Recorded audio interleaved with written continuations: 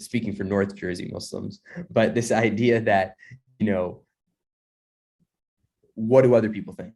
What do people at the mosque think? What do our neighbors think? What does our family back home think? You know, living in the fear of, I didn't realize how embedded that was in everything I did until I sat down to make this show, and I realized how much of it I had to push through to make what I found funny or what I thought could happen, because I used to censor myself. I used to censor my own ideas, really because of what you had just brought up, that idea of responsibility, or that idea. But that responsibility isn't just as a show creator.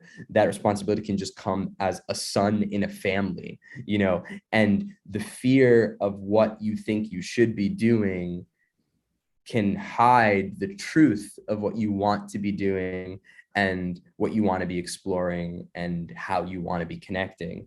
And I think this experience has really, yeah, it really showed me, you know, how I was really kind of operating from that fear. And then it has been a really great exercise in pushing through that and past that. It's what you're saying is so powerful. So a lot of the people who are going to be listening to this conversation work in diversity, equity, and inclusion and belonging in major corporations around the world and large not-for-profits, government agencies, educational institutions. Like there's a whole, you know, kind of pantheon of people, but most doing that work in the workplace around how do we create this environment for people to be safe, to be heard, to be respected. That's our work at Tannenbaum, that every employee would know themselves as respected.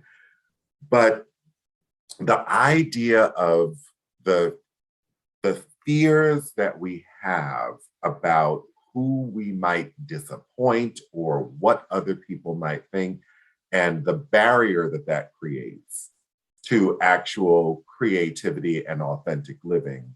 I don't think that we could not punctuate that enough, because that often is because that dynamic that you were talking about was the same for me in Harlem, in the projects, and you know, the projects in the South Bronx where, you know, we lived, and wherever I went, there was this kind of like, what are people going to think if I say or do X? And I think that that lives for people sometimes till the grave. They just don't have the experience of being able to step out of that. So I think that this is a really important lesson for us all to kind of at least consider, like, what fears do I have about other people or people's opinions that are preventing me from actually doing what I know to do. Yeah, it is. It's a really, I think it's a really big universal one. And I think the first thing you said too, you know, about safety, it's like everyone really just wants to feel safe. Like that is a big, it's got to be a top motivator behind almost every action that a human feels compelled to do. It's you know, there is that underlying desire to feel safe, and you know, so people are being creative to feel seen, to feel secure, to then feel safe, or you know, they're in love because there's this connection, and the connection makes them feel safe, and food makes you feel safe. You know, it's like, so these are, it really is kind of like so important, and that fear of being ostracized, or that fear of societal perception can really you know, because that's what we're talking about with media, and that's what we're talking about in a workplace a lot of the times, is perception. That's one of those things that it feels so untangible, you know, how you're perceived. It's like whack-a-mole. You know, it's just like, where is it coming from and where is it going? And it can literally create like this thing I'm doing with my hands in your head.